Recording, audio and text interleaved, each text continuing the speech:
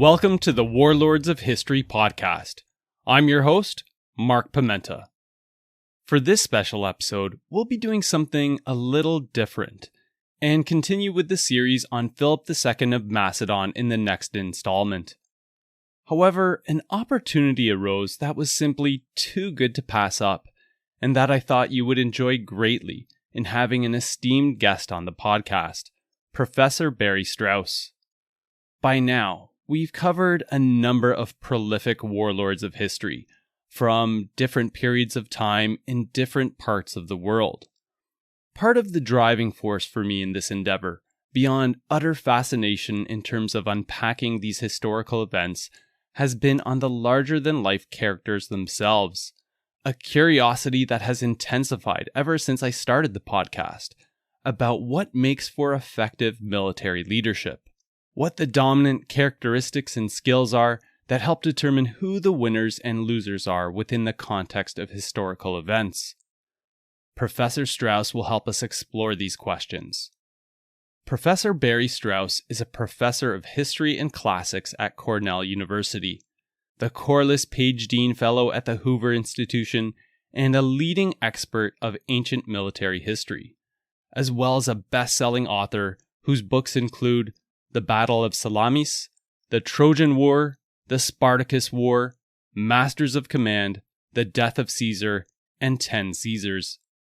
In our conversation, we start with a broader discussion on the essential attributes and motivations of the greatest military leaders from antiquity, before narrowing this exploration, spending time doing so through the lens of one of the greatest, Octavian, the future Augustus and first Roman emperor, examining his meteoric rise and monumental struggle against an almost equally formidable opposing duo, that of Mark Antony and Cleopatra, all of whom are featured in Professor Strauss's upcoming book, The War That Made the Roman Empire, Antony, Cleopatra, and Octavian at Actium, which, towards the end of the episode, you can find out how you can be entered into a draw to win one of 2 copies of his newest work.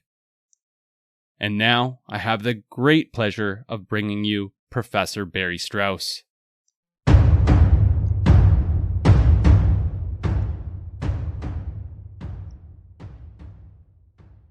Professor Strauss, thank you so much for being here on the show. I'm very excited for our conversation today. Thank you, Mark. I'm excited as well. It's great to be here. So you have quite the impressive body of work behind you as a historian in terms of ancient military history and events, being a renowned educator and author in this field. And one of the features of your work that has since deeply resonated with me is how deep you go into the exploration of the personalities, strengths, and weaknesses of the key central figures and the military leaders themselves. In particular, how you spend time delving into the attributes and characteristics that define really those that rise to the top. And this is something that I've always been fascinated with, and that I also attempt to emulate in my episodes as well, unpacking these motivations of these intriguing people and what contributed to their rise and fall. So I would love to know right off the bat, before we get into the meat of the discussion, what sparked this passion for you and drove you to dedicate your life to this area? Good question. So first of all, thank you for the very kind words. I do appreciate it. I was always interested in war. I mean, my father was a World War II veteran. He'd been a combat soldier in Italy, and my grandfather was a World War I combat veteran, and I grew up during the Vietnam era. Luckily enough, I was just young enough, so I didn't have to face the Vietnam draft. But I was always interested in war, and I had some really great teachers when I was in college. Got interested in ancient Greece and Rome. I didn't really expect to make a career out of it. I thought I was going to be a journalist, and I got a job as a newspaper reporter. And I was a little disillusioned. I realized it was not for me, and I wanted to dive more deeply into things. So I went back to my undergraduate passion and decided to go to graduate school and study ancient history further. And then once I actually visited Greece and Italy, I was a goner. I was totally hooked. I knew that I wanted to spend as much time as I could in places like that for the rest of my life. So there you go. That's how I got into it. So by this point now, you've been researching, writing probably voraciously at this point, probably thousands of students taught, thousands of pages read and written. How's this passion changed for you or evolved over time as you've progressed in your career thus far? Good question. I mean, I've been fortunate enough to be able to travel a lot and be in different institutions and have different experiences. So when I was a graduate student, I spent a year at the American School of Classical Studies in Athens, which was really an eye-opening experience. Since then, I've spent time at the American Academy in Rome. I've spent time in Germany, in France, in Israel, in Italy. So all the traveling has really affected me a lot. Learned a lot about different cultures, different countries, different peoples. More recently, I was lucky enough to spend a year as a distinguished visiting professor at the Naval Postgraduate School in California, and to work with some special operations soldiers, which was an incredible experience. It really blew my mind and exposed me to things about warfare today that I hadn't really thought about. And I think that's another factor. The nature of war keeps evolving, and it has changed so much. You want to avoid the fallacy of presentism when you look at the past, but inevitably the questions we ask about the present affect the way we look at the past. So we're asking very different questions about war today than we were 30 or 40 years ago. And I think that has affected the way I've looked at ancient history and the questions I ask my students to look at. Initially, I was introduced to your work through your book, Masters of Command: Alexander, Hannibal, Caesar, and the Genius of Leadership. Now, this is a highly recommended read, in my opinion. And in it, you dive into the key attributes and characteristics of some of the more successful military leaders in antiquity.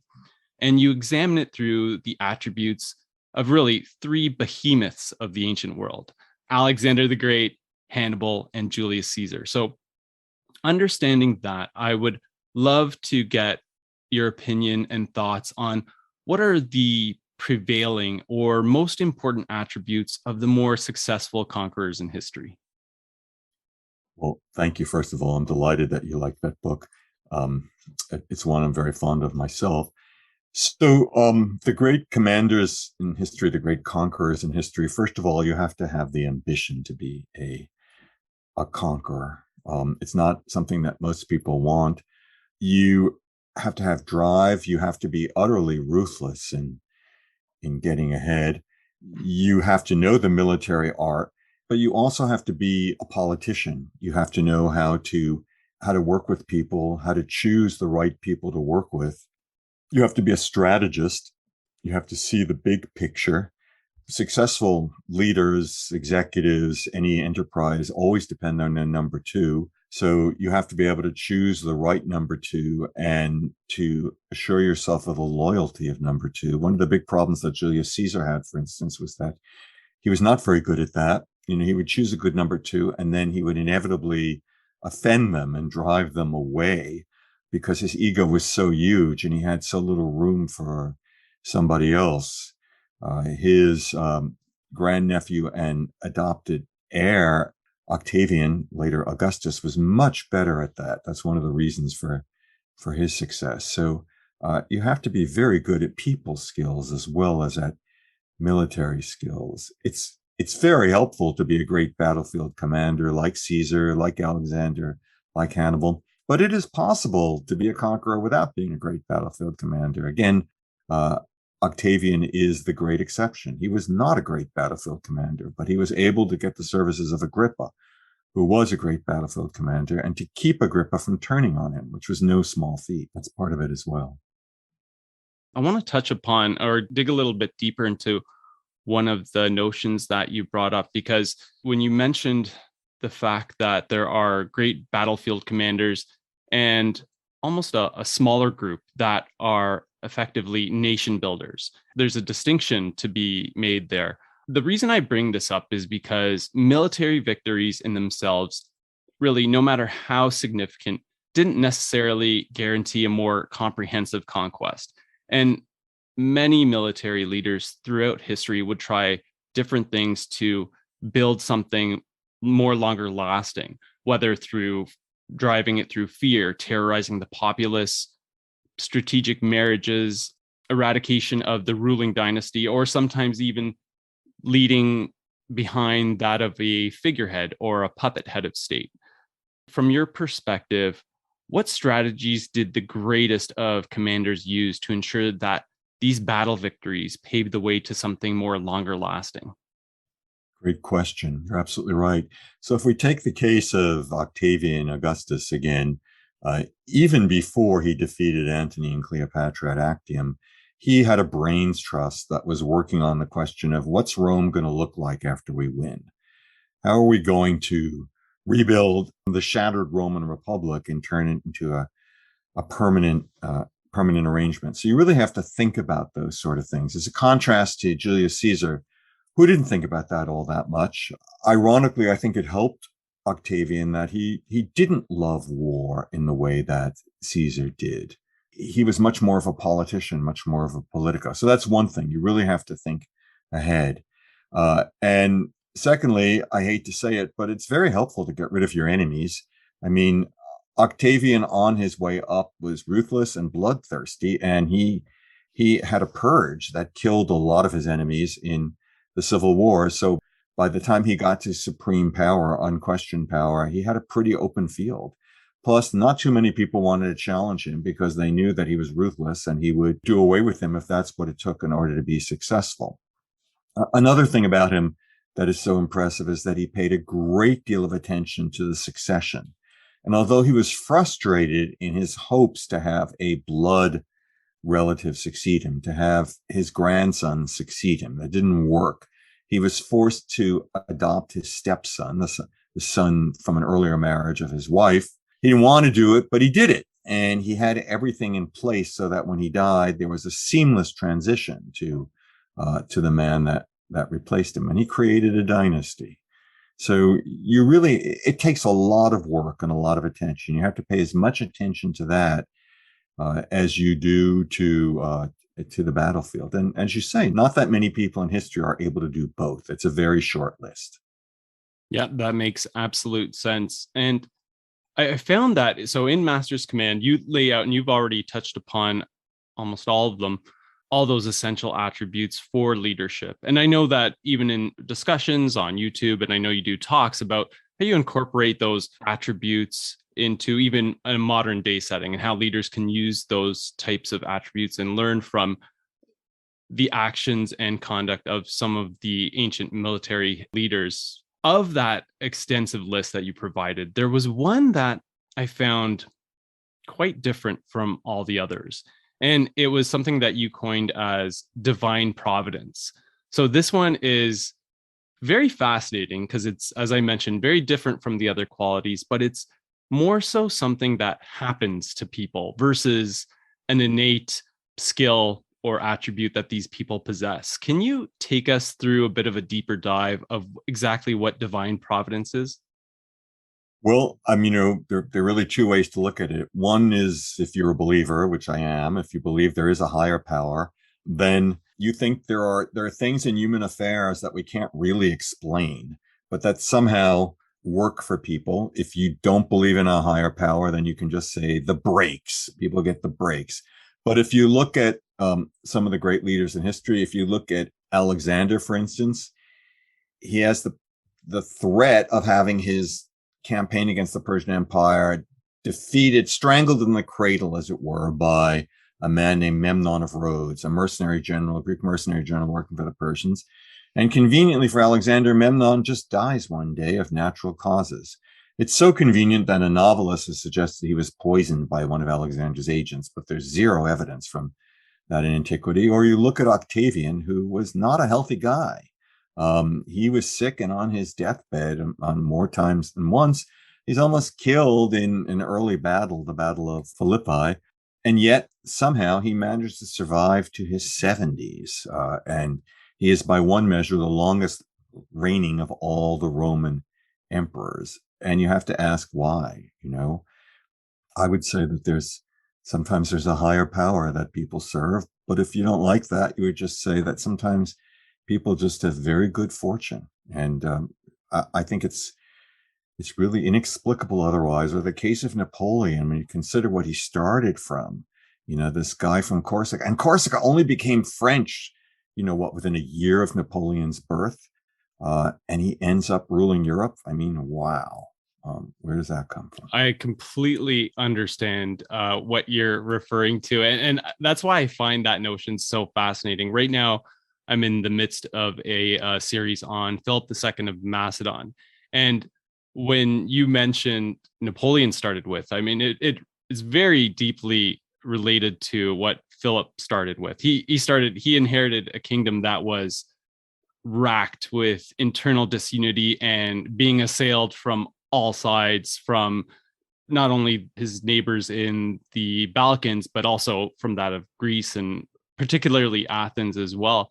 He was one who was quite the recipient of a great deal of divine providence. But I think what makes that one so fascinating for me is, I mean, you could refer to it or term it as luck, but I think it goes much further than that, because it's what someone does with that, what someone does with these key instances of fortune, and how they incorporate it into their long-term strategy. That's what makes it so powerful of a notion.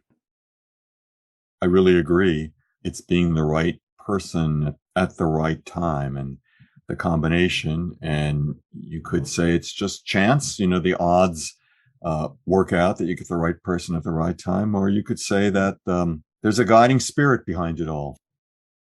Yeah, no, absolutely. Who knows, right? I completely agree. Now, I'd like to change gears a little bit, because right from the outset in the development of this podcast, I've been eternally curious about the motivations of these people and what was driving them to fight and grasp for more power and more acclaim. And of the ancient and medieval military leaders that I have covered in the podcast thus far, there are a number of reoccurring themes that I'd love to get your perspective on. And I think that these are linked to the attributes that you mentioned, and to a certain degree, even the catalyst for people developing these essential attributes for leadership. The first one, it relates to their upbringing from their youth, how they're shaped by the people around them and their environment and the events surrounding them during the time of their youth. How significant of a factor do you think this is? Oh, I think it's always immensely significant. I mean, we certainly learn from modern psychology how important it is. But even if you go back to antiquity and someone like Plutarch, he emphasizes the early lives of the people that he writes about. We know that Alexander, of course, was raised to be a king. He was the son of Philip, of a great conqueror, and of Olympias, his mother, who clearly thought that her boy was a god, or was divinely inspired. He's very talented, and he had the best education possible. His tutor was no less a figure than Aristotle. So, he was raised to be a warrior, but also to think in very broad terms, in very big terms, from early on. And his parents had a stormy relationship. They didn't get along, but he had that mother there to always tell him that he was something really special. You could imagine someone like that being smothered by having so great a father like as Philip, but it didn't happen in the case of Alexander. Not at all.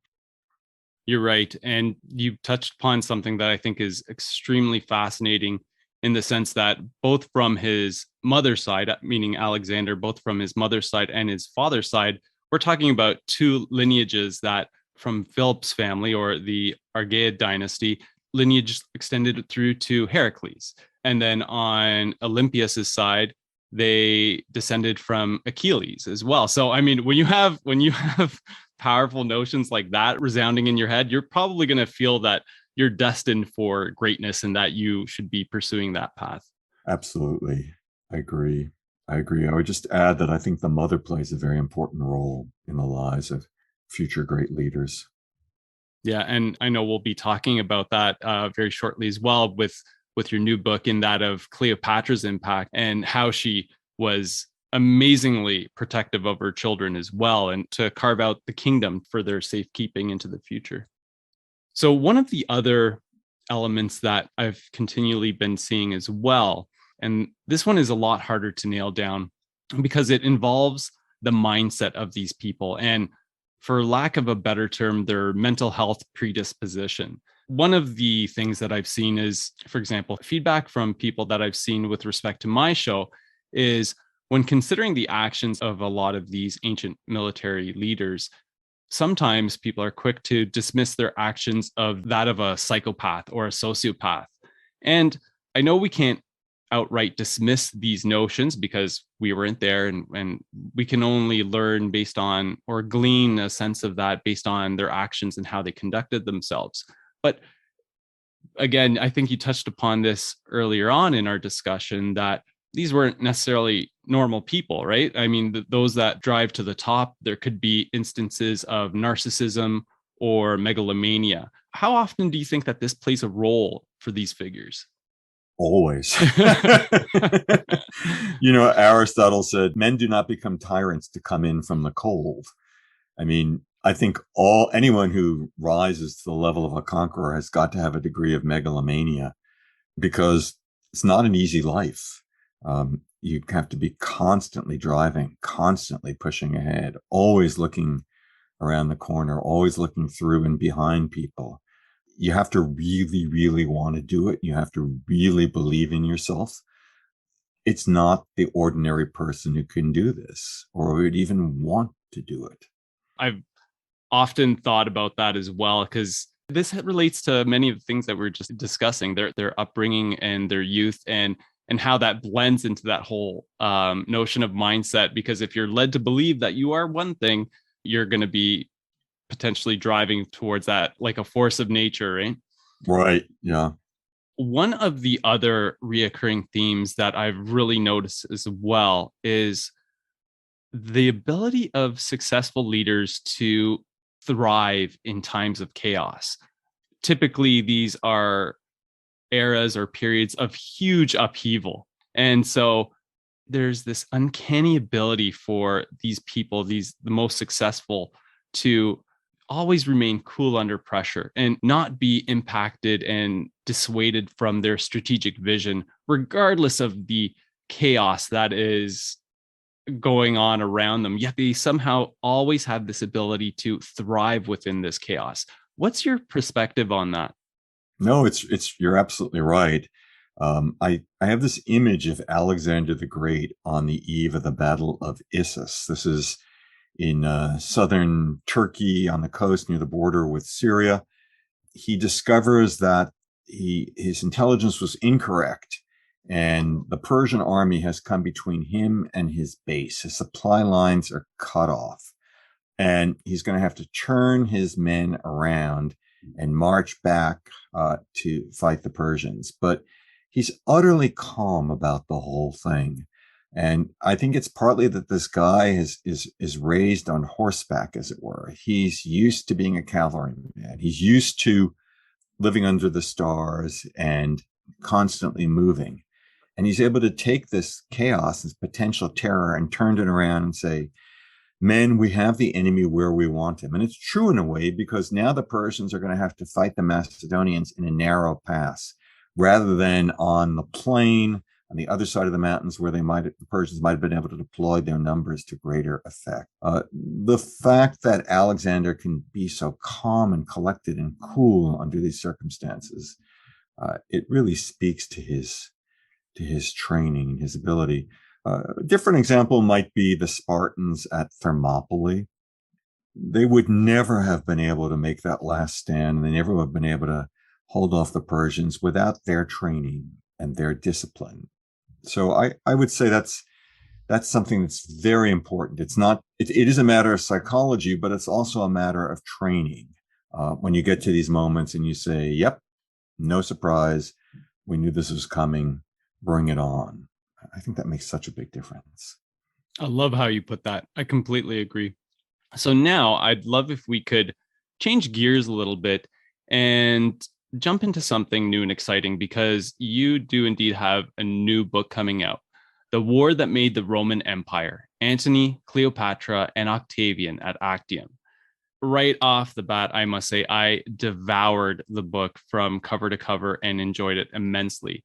And in doing so, I also learned a great deal in the process. And one of the things that I think that you do well and exceptionally well at that is laying out and describing the sequence of events in the lead up towards Actium and beyond, while also bringing each historical figure to life, touching upon their strengths and their weaknesses of each of the main figures, while doing this against such an amazing backdrop, such a defining point in Roman history with the Republic and its death throes and the beginnings of the empire in the wake of Caesar's assassination.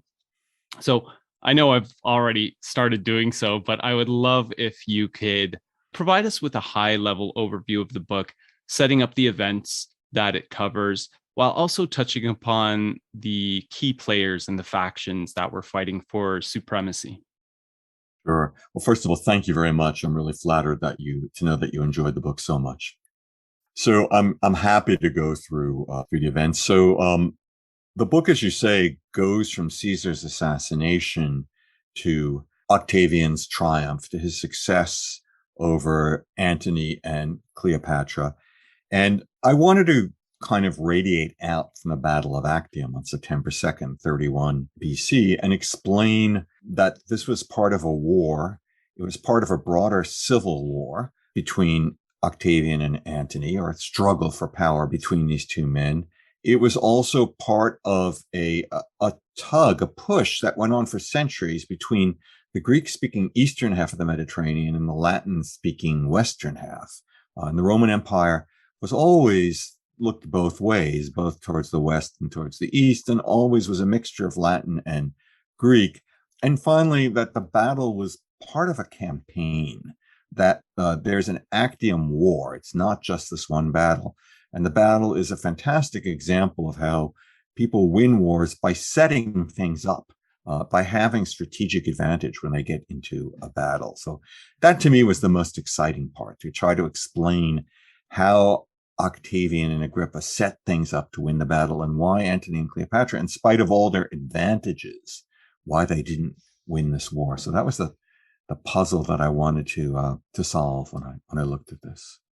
Wonderful. And one of the things that struck me were the central figures that were fighting for control of Rome, each desiring to be Caesar's heir and eventually what would become the Roman Empire. Really, when you look at the surface of this, Octavian and Antony couldn't be more different people. On one hand, you had Octavian, who was younger, scrawny, somewhat sickly, as you touched upon earlier, and certainly not a natural soldier, but undeniably intelligent and politically astute. On the other hand, you had Antony, who was much older, a seasoned veteran, a big, brawny guy, a celebrated soldier, but also somewhat of a hard drinking party goer. And on the surface, so different, but it was one of the items. And as you explore in your book, it's how each was much more balanced out by who they had in their immediate orbit. Can you touch upon a little bit of that? Sure. Well, Octavian, as you say, he wasn't a natural soldier, but he was a natural strategist and politician. And as a young man, he caught the attention of his great uncle, Julius Caesar. His mother and his grandmother made sure that Caesar paid attention to Octavian. Caesar saw how bright young Octavian was. He gave him positions of authority appropriate for a teenager. And he actually had Octavian join him when he was on his campaign in Spain in 45. So Octavian spent 6 months or so traveling around with his great uncle and learning the ropes, as it were. And it was after that that Caesar changed his will and made Octavian his heir. He saw in him something that he didn't see in the other members of his family. He had other young relatives who he could have given the nod to, but he saw that Octavian had what it took. He had the X factor. He had something special, and that was his intelligence and his strategic intelligence, his ability to see through people, to understand people, and to see the big picture and to be looking ahead. And also, he had the ambition that was necessary to carry on the dynasty. Now, Caesar could theoretically have chosen Antony, less likely, because Antony was a much more distant relative of Julius Caesar than he was related to Caesar. Antony was an older man. He was an experienced soldier. He had commanded a unit for Caesar at the key battle of Pharsalus, and he'd fought for Caesar in Gaul, and Caesar knew all that. But he also knew that Antony just lacked Octavian's political skills. Not that Antony was a complete klutz of politics. That's not true.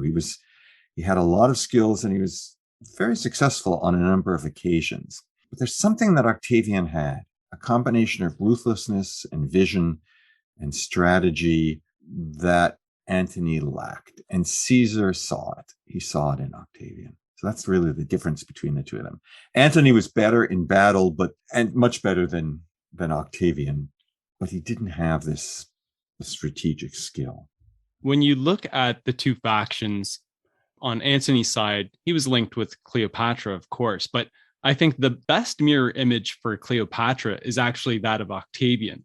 They seem to be very related in terms of how they saw the world and how politically astute they were, behemoths in that sense, I feel. Yes, and it's a good point. In many ways, Octavian's counterpart is less Antony than Cleopatra. She is also a great strategist, and she's also somebody who is punching above her weight, considering that, yes, she's the daughter of Ptolemy. She's the daughter of the king, but she has an older sister. She has brothers. It's by no means assured that she will become the heir to the throne of Egypt, but she gets it through her astuteness, her skill, and her strategic use of her body. She becomes Julius Caesar's mistress, and that is a great turning point for her. And she has a son who's almost certainly Caesar's son. He never acknowledges the boy, but he allows Cleopatra to give the kid his name, Caesar, and known by one and all as Caesarion, Little Caesar. And he allows Cleopatra to come to Rome, perhaps with the child, we're not sure, and has a statue of Cleopatra put up in front of the temple of Venus, the ancestor. And Venus is not just the ancestor of the Romans, but she's the personal ancestor of Julius Caesar. It's even possible that the statue shows her holding the baby in her arms. So this is very successful for her. And she plays a part in the convenient death of her sister and her two brothers, leaving the throne on her own. So she's every bit as ruthless as Octavian, and strategic. Definitely. This brings us to another interesting point as well, because with that linkage between Antony and Cleopatra, so obviously Caesar was no longer around, and I find their relationship utterly fascinating, because initially it was more so of a political alliance, and it appears that Cleopatra was trying to leverage Antony in the same way that she leveraged Caesar previously, to retain her throne and remain in Egypt and keep it as an independent state. But then things changed and their relationship evolved into something deeper, certainly a romance, perhaps one of the most famous love stories of all time. I would love to get your perspective on who do you think the real engineer of this relationship was? Well, I mean, that's a great question. We don't really know. It's tempting to think that Cleopatra was the one who was calling the shots, just because she was such a great strategist. And after a certain point, she had enormous leverage, because after his defeat against Parthia in the invasion of Media Atropatene, Antony no longer can fund his own army. He's dependent on Cleopatra as a financier. So she is able to call a certain amount of the shots. She's also a famously charming person and would use all her charms on Antony. But I think we'd make a mistake if we thought of Antony as just kind of this dumb, strong guy who's pushed around by the woman. Antony, one of the most impressive things that Antony does is that he creates the series of alliances and client kingdoms in the East that control the Roman frontier for over the next century. In fact, after Octavian defeats him, Octavian simply takes over all these kingdoms and says, in fact, thanks, Antony, for setting these things up. You did a great job. I don't really need to change anything. The only thing he does, of course, is he takes over Egypt, but otherwise he leaves things as Antony had set them up. The other great thing that Antony does is that Antony is the person who engineers a truce in Rome after the death of Julius Caesar. He arranges things to have the assassins evicted from Rome, but also to have an amnesty. So he plays a very important political role in the very tense days after the death of Caesar. So Antony is not without political and diplomatic skills, but probably not at the same level as Cleopatra, and certainly not at the same level as Octavian. Great. So now moving beyond the figures themselves, really, there's so many fascinating moments in the broader struggle that you cover in the book that truly, I think any history enthusiast would readily eat up, which unfortunately we don't have enough time to go through here in its totality. But I'd love to get some of your insights on some of the more fundamental points along the storyline. The first one being what happened in October 42 BC after the battles at Philippi. So this is when Octavian, but mostly Antony, is credited with winning the encounters and dashing the last hopes for the Republic. So this is when, in the aftermath, Rome is carved up between the three men that would ultimately form the second triumvirate. You had Lepidus, who got North Africa, Octavian in Western Rome, including Italy, and Antony in Eastern Rome, kind of including Egypt because it was independent, but somewhat of a client state. So when this second triumvirate was formed and then later extended, would you say that Octavian was saddled with the most difficult task of organizing Italy, the West, paying and settling the soldiers, while also dealing with the renegade Sextus Pompey? When the second triumvirate is formed and when the Roman world is divided after the battles of Philippi, Octavian has the more difficult task. He is in Italy. He's got to settle the veterans, which means dispossessing people who are already there on land in Italy. And he's got to deal with the problem of Sextus Pompey, who, the son of Pompey the Great, who has carved out a naval kingdom for himself with Sicily as his base, and he's able to close off the grain supply to Italy. So Octavian has to deal with all of this. Whereas Antony has the more pleasant job of being in the East, which is very wealthy. And there he's got to set up a series of client kingdoms. And it's his ambition to lead a campaign against the Parthians. This was the campaign that Crassus had been defeated on, that Caesar had planned to launch when he was assassinated.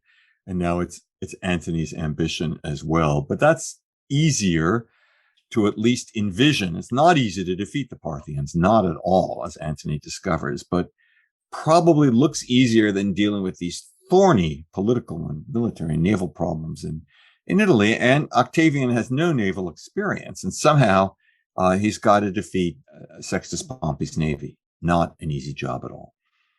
One of the other things that I was thinking about as I read through the book as well, in relation to what we just discussed, was that there was a benefit, obviously, in being control of the West as well. I mean, this allowed Octavian to be in control of Rome and all the messaging and propaganda that was reverberating in Italy. And of course, being in control of the source of Roman military manpower. So did this help assert his legitimacy and eventual path to victory? I would say less than people usually say. So the source of Roman military manpower, yes, that was very, very helpful for Octavian. And certainly Octavian made masterful use of propaganda and fake news. But I don't think in the end it was all that important. Remember that Antony was not without resources and supporters in Rome of his own. And on the eve of the war, 300 senators leave Italy. They evacuate Italy and they go off to join Antony in the east. They are not impressed by Octavian. On top of that, Octavian has to do something unprecedented in Roman history. He has to make the rest of the senators join him when he crosses the Adriatic and goes eastward to attack Antony. Normally, you leave the senators in Rome. So why doesn't he do that? It's because he doesn't trust them. Because there's huge discontent in Italy with Octavian, partly because he has to raise taxes like crazy to pay for the war. Antony doesn't have to do that because he has Cleopatra's treasury. Also because a lot of the Roman nobility doesn't like Octavian, because Octavian's not a member of the Roman nobility. He may call himself Julius Caesar, but his father was Gaius Octavius, who from the point of view of the Roman nobility was a nobody. He's a used car salesman. They're not interested in this guy. They don't want him. Whereas Antony is one of them. The Antonii, they may be a bit louche, they may be a bit suspect, but they are part of the club. So I don't think that the advantage of being in Italy is as great as we retrospectively think it was. Another interesting or fascinating point along this road of this storyline is what happens in the autumn of 34 BCE. And this is following Antony's somewhat disastrous campaign in Parthia, although he did manage to eke out some pretty significant wins with the conquest of Armenia. This is the point at which triumph-like celebrations are held in Alexandria. And then Cleopatra and Antony conduct the donations of Alexandria. So this is when they parcel off parts of the Eastern Roman lands to not only Caesarion, who is the son of Caesar and Cleopatra, but also the other three children that were sired by Antony and Cleopatra.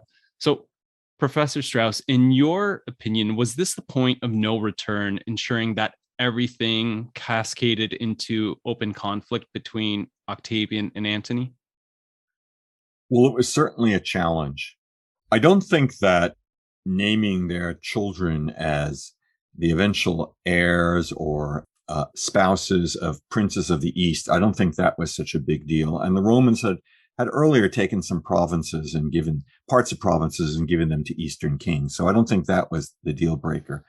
But I think that recognizing Caesarion as Caesar's son, that was definitely a threat to Octavian, because Octavian, who was not Caesar's son, he claimed to be Julius Caesar. We call him Octavian, but he called himself Gaius Julius Caesar.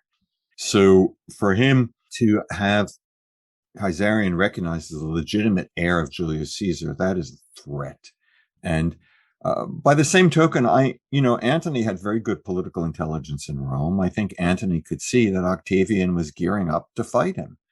From Antony's point of view, here is Mark Antony, a servant of the Roman Republic who wants to make war against the Parthians and who's now successfully conquered Armenia and gotten the king of Media, Atropatene, a Parthian client, to now join in an alliance with Antony and Rome.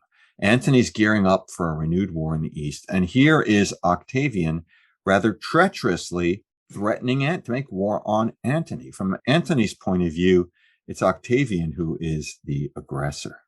Is a really interesting lead into a question that just popped to mind as well, is that understanding this, and it was clear that things were heading in that direction, that there was going to be warfare. Why do you think that Antony and Cleopatra weren't more active in terms of preparing for war against Octavian and perhaps moving against him in a more aggressive manner? Yeah. Well, I mean, they certainly weren't passive. They build this enormous fleet, and it's got state-of-the-art ships that have reinforced prows, so they're better at ramming than the enemy fleet. And it's got a small but significant contingent of what we might call super ships or ultra large ships that can be used in attacking fortified ports, and that would have allowed them to invade Italy. I think they do everything right in moving to Western Greece. The one thing they do wrong, in my opinion, is they don't invade Italy. That is the big question mark. This is perfect because you anticipated my next question. Why didn't he? They were situated there. What was it? Late 32 or early 31? Yeah, late 32, early 31. Yeah. So, I mean, I think short answer is we don't know. The long answer is there are a couple of possibilities. One is they lose their nerve. They realize that invading Italy is going to be difficult, no less difficult than D-Day was for the Allies in 1944. And there'd certainly be some in their army, like Churchill, who really were not enthusiastic about invading France. Secondly, there's Cleopatra, and Cleopatra is a double factor. For one thing, it's very difficult from the propaganda point of view, it makes it much more difficult for Antony to invade Italy with a foreign queen in tow. I don't think it's impossible, but it makes it harder. Secondly, Cleopatra herself might have been very reluctant to invade Italy because it brings her further away from her base in Egypt and leaves her potentially vulnerable to the enemy going to Egypt while she and Antony are going to Italy. Furthermore, if it's a naval battle fought in Greece, she's more important to Antony's army than if it turns out to be a land battle fought in Italy, because she's not providing the soldiers, she's providing the sailors and the navy. There are some who would say that Antony's great mistake is not sending Cleopatra home from Ephesus when the fleet gathered in the spring of 32. That's what his most important naval ally, Ahenobarbus, wanted him to do, and he considered it, but in the end he declined. And some would say that's the big problem, because you can't really invade Italy while she's there, and she is a point of discord among some of Antony's allies. And that's possible as well. Here we get to the point of speculation, but I think it's one great turning point. The other great turning point is that they do just about everything wrong that they can do while they are waiting defensively for the enemy to strike. And in some ways, it is analogous to Hitler and the German defensive position in 1944, where they make a lot of mistakes. But I'd say that Antony and Cleopatra made even more mistakes than the Germans did in 1944. This is a perfect lead into the next question, because Antony's hesitation allowed Octavian to strike first through his celebrated admiral Marcus Agrippa. And the means through which he did so was a daring raid on the city of Methone. And this happened, I think, in March 31. This is a really fascinating one because it's not well covered by historical accounts by any means, and of course tends to be overshadowed by the later Battle of Actium. But in this book, you make quite the compelling and convincing argument to the importance of Methone prior to Actium. Part of this has to do with the fact that Antony's and Cleopatra's supply lines extended from Greece all the way through to Egypt, and this was through a series of ports, no less. Very, very difficult to maintain. And I feel bad for whoever Antony put in charge of this logistical nightmare. It must have been brutal. But I'd love to know from your perspective, Professor Strauss, was Agrippa's takeover of Methone, was that the nail in the coffin for Antony and Cleopatra's ambitions? Or do you think that Actium was still the deciding encounter? Great question. I don't think it was the nail in the coffin, but it certainly made it much, much more difficult for Antony and Cleopatra. I think they still could have won, but to do so, they would have had to do everything right. The problem is not just that Agrippa wins at Methone, that's very important, but then he continues to win other naval victories. They're not prepared to deal with those. And then when Octavian brings the rest of the fleet, the bulk of the fleet in the army, to face Antony at Actium, unlike at Philippi, where the enemy conveniently did what Antony would have wanted the enemy to do, this time the enemy doesn't do anything that Antony wants him to do. And they set things up just quite brilliantly to make life miserable for Antony and Cleopatra. It could hardly have been worse. Now, this is a good segue into our next area too, because I'd love if we could talk a little bit about the Battle of Actium. It was really satisfying how thoroughly you cover the details of exactly what happened, and doing so in a holistic manner, painting a vibrant picture of the encounter from beginning to end. And again, sadly, we don't have enough time to fully do it justice in our talk here, but maybe we can take an initial stab at it. Based on that, can you please take us through a brief account of what happened at Actium? And perhaps touching upon some of the key factors that led to Octavian and Agrippa winning this engagement. Let's just say that what Octavian and Agrippa had done was they had starved out the enemy navy. Let's put it this way and take a step back. It would have been, there was only a long shot chance for them to win a naval victory at Actium. In all likelihood, the best they could do was effect a breakout battle and save part of their fleet. They no longer had the manpower to do what they had wanted to do. So that's how bad the situation was for them. And they do manage to save a third of their fleet, which is not terrible for a breakout battle. Not terrible at all for a breakout battle. It's not great, but it's something. Within the context of that naval battle, there was a significant surprise for me in that when you compare the opposing naval forces.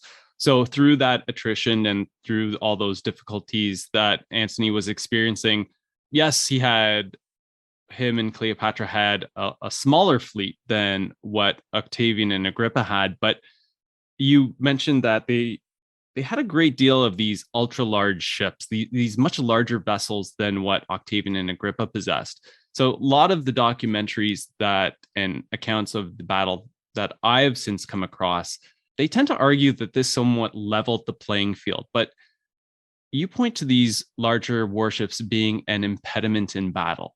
I think a lot of people would find this surprising. Can you give us a sense of why that is? Well, first of all, Antony and Cleopatra don't have a lot of these larger ships. They have a small number of these larger ships, maybe 10 or 15% of their fleet.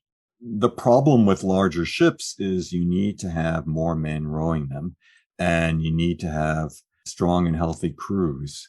Also, it would be very helpful if the enemy would make its fleet vulnerable to you by coming close in. But Octavian and Agrippa don't do that. They know very well what the enemy has, so they stay far away.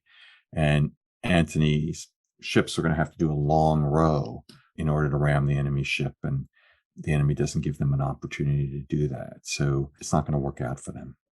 When we get to this ending point, I can't help but go back to the beginning to a certain degree and revisit the initial playing ground, because you've mentioned this already, but the Eastern Roman provinces, they were far richer with more food, resources, wealth than the West. And this appeared to give Antony and Cleopatra a definitive edge. How did Octavian overcome this disadvantage? Shrewdness. I mean, the side with the more wealth and bigger weapons doesn't necessarily win. If that was the case, the US would have won in Vietnam and Iraq and Afghanistan. But it didn't, of course, because the enemy gets a vote, and it's a matter of character, astuteness, strategy. Octavian and Agrippa play their cards extremely well, and Antony and Cleopatra don't. It really comes down to that. You only get one bite of the apple, and all the weaponry in the world and wealth in the world isn't going to matter unless you use them correctly. Octavian and Agrippa diagnosed the problem with the enemy very, very well. And Antony and Cleopatra just aren't up to it, either intellectually or operationally. That really is, I think the story in a nutshell, even though they've got very impressive resources, as you say. This relates very strongly to a notion that we brought up early on in the discussion, and that of the greatest of leaders that are even able to overcome such tangible deficits, but cut through it through effective strategies. Nothing is impossible for those that have that insight and that ability to define a strategy that allows them to overcome such a significant difference in terms of resources as well. And one of the last questions that I'd love us to touch on as well, and this is a bit of a blue sky meandering, if you will, but one of the things that we like to do, I know that I certainly like to do, is explore what ifs to a certain degree, because we know how everything ended up, of course, but I can't help but continue to question what Antony and Cleopatra were lacking. What were they lacking that would have allowed them, you think, to emerge victorious instead? I think they were lacking in effective strategy, really, or the ability to carry it out. I think that was their main problem. I think they underestimated the enemy. They underestimated the advantage that Octavian and Agrippa had from fighting. They had fought a naval battle, a naval war against Sextus Pompey, and then they fought another one, a lesser one, against the Illyrians. So they were very skilled at naval warfare and a combination of amphibious operations. They carried these out. So they really knew what you had to do. Also, they were very audacious. Antony and Cleopatra are playing it safe, not entirely, of course, but they go to Western Greece. Okay, that's gutsy, but they sit there and they're waiting for the enemy. The defense doesn't necessarily lose, but it's got to be a very shrewd, very active defense. And they're not. They don't have an active defense. They have a passive defense. And that's just not going to cut it against Octavian and Agrippa. I mean, it's sort of like a championship game in sports where you have two very good teams, and you can't say that one is not good.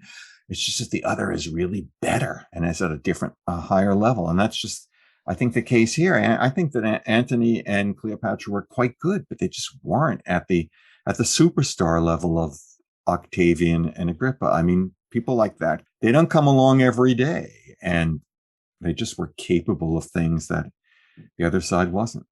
Excellent. That is a great answer. Yeah, sometimes if you're dealing with someone who is a mammoth and truly one of those few, Octavian and Agrippa as well, can't dismiss that. Their capabilities were rather unparalleled at that point in time, probably throughout antiquity. Very few were of that level, definitely. Yeah, well, very few people in history have matched the record of Augustus. So, as Octavian becomes, that that is well said, and this is a great point for us to close off the interview. But before we do so, I'd love if you could provide some details on when and where my listeners can find out more about your newest upcoming book. Sure. Well, first of all, I have a website, barrystrauss.com, and I invite everybody to click on there, and you can learn all about the book and where it fits in my other works. You can also pre-order the book on the website, barrystrauss.com.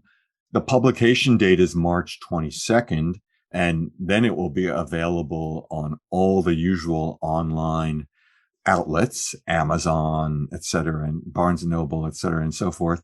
And I trust in all major bookstores. So it'll be available as there as well. And I hope in your local bookstore, wherever your listeners are. That is wonderful. So, Professor Strauss, I just want to thank you so very, very much for being a guest on the podcast and for sharing your insights into military leadership and, of course, sharing the details on your newest upcoming book, The War That Made the Roman Empire, Antony, Cleopatra, and Octavian at Actium. Thank you, Mark. It was great being here. Thanks so much for having me as a guest.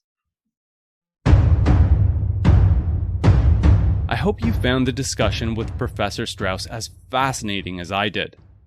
As mentioned at the top end of the episode, I have access to 2 copies of his book as a giveaway, although unfortunately I'll have to limit it to people residing in the US and Canada. I apologize to my listeners outside of those countries, and I'll try to figure out a way to make it up to you in the future. However, if you do live in the US or Canada and want to be entered into the draw for one of the 2 free copies, please head on over to Twitter and tweet out a note tagging both myself at Warlords History and Professor Strauss at Barry Strauss by March 15th, 2022. We'll continue with the series finale of Philip II of Macedon in the next episode. Thanks for listening, and I hope you enjoyed the episode.